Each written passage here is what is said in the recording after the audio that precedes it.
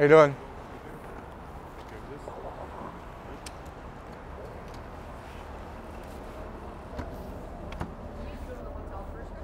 Yeah, where else would we go? This, yeah, I'd probably go to the hotel and change, put my suit on, right? Sure. Yeah, perfect. Shave, get ready. Did you get a chance to see most of the alumni when you were playing? Like, did you get to know them at all? Yeah. I mean, I go back even with Henry Richard and Cornway especially, because we went to his brasserie quite a bit. It was a little ways out, but we still all went there all the time. Who was your first captain?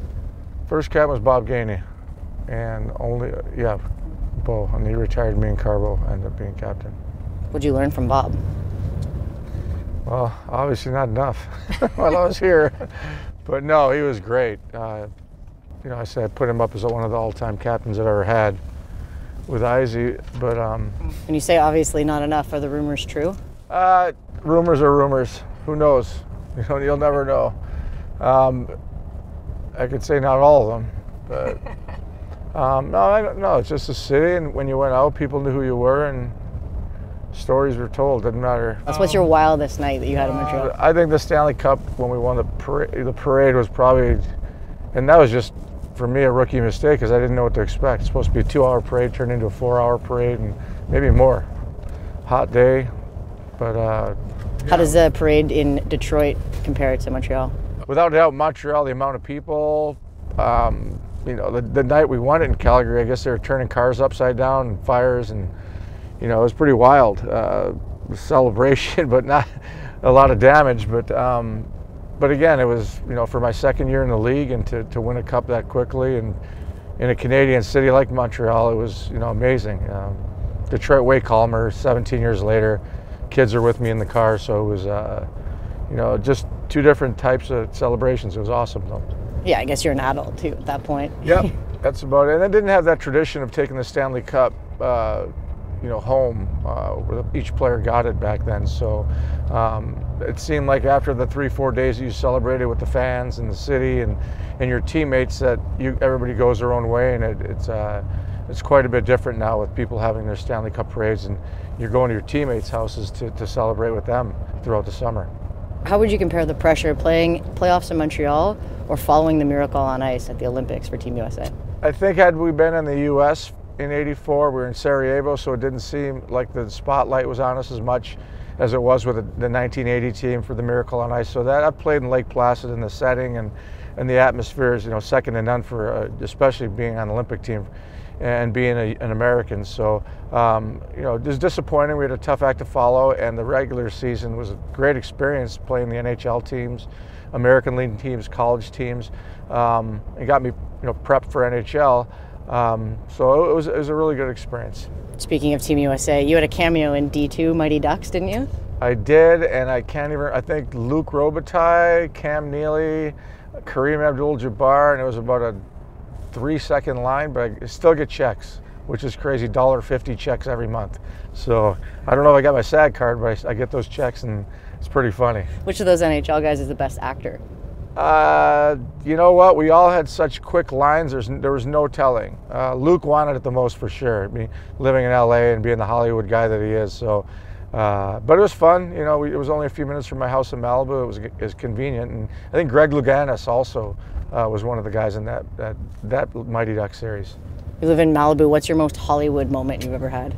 Oh boy, I think it was we won the cup. And everybody from Sylvester Stallone to the guy Meathead, from Archie Bunker, Tom Hanks. So it's not like I invited the people, but because of social media, word just spread in Malibu, and it's a small city.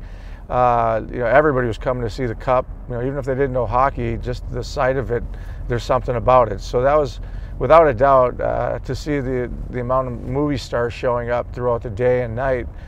For me and my friends and my family, it was pretty amazing. At your house? Yeah, we had it right on the beach, so it wasn't like it was closed off. Anybody could walk up, and we just set it on a table out in the sand, and people, took pictures with it and admired it, and it was fun watching the people's reaction. We even bring it to restaurants there, and again, Mid-Eastern people that didn't even know Greeks. We were at a Greek restaurant, and that cup has some kind of an effect on people when they see it. There's no other sport that has that tradition, so it's pretty cool. You got to spend 2 days with it, right? After I had that party Mike, the Stanley Cup guy, wanted me to have it every chance I could. So I probably had it, honestly, over the course of that summer 14 times.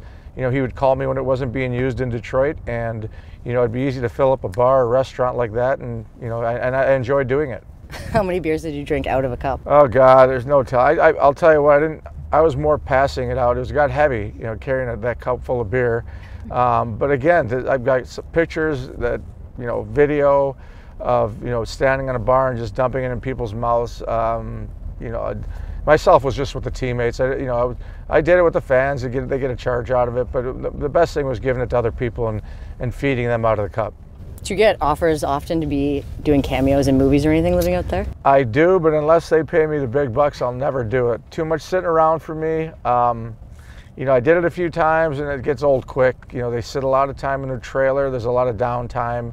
I mean, I think 3 minutes a movie takes a whole day, if I'm, you know, or a minute and a half takes a whole day to film. So it's just not my thing. I think a little stiff behind the camera anyway. So I wasn't made for that. But like I said, friends over the years, you know, the friends I've met in Malibu, Cusack, D.B. Sweeney, other names, John McGinley, they've thrown us in a couple of the shows, and some of them have been pretty funny. Which of your old Habs teammates would be the best actor? Oof, that's a tough one. Chris Chelios would have made a great gangster. You know, South Boston, or, you know, I think Charlestown. But yeah, I think Nux would have been with the nickname Knuckles. How can you not be an actor? So I'd say Nux. What are your nicknames? Just Chelly. You know, that's all I've ever had. I don't know where they started calling me that in college, I think. I never had it until I got to college, but it kind of stuck, and that's about it. Who is your best teammate to prank?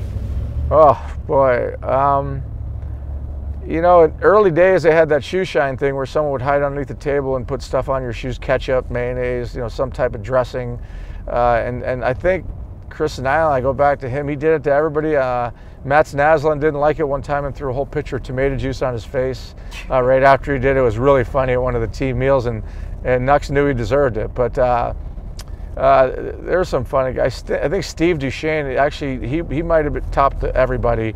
He could put a piece of spaghetti in his nose and snort it up and bring it out the other end and kind of do this with it. So Douche had a lot of tricks up his sleeve. Him and that Mark Bergevin actually were quite funny during their career. You've played, what, 1,651 games? How's your body feeling these days? Well, it doesn't feel great. No, honestly, for the most part, I feel good. I'm just waiting for something to happen. You know, arthritis. I've always had that knee issue, you know, back to my Montreal days, but nothing that prevents me from, you know, doing anything I want. You know, I don't run because I know ultimately that's going to probably wear it down quicker. But no, for the 28 years, and it's not like I played around the perimeter, had some pretty significant injuries, but right now I stayed active, and I do a lot of sports, snowboarding, you know, surfing and biking. So try and keep moving and not get stiff.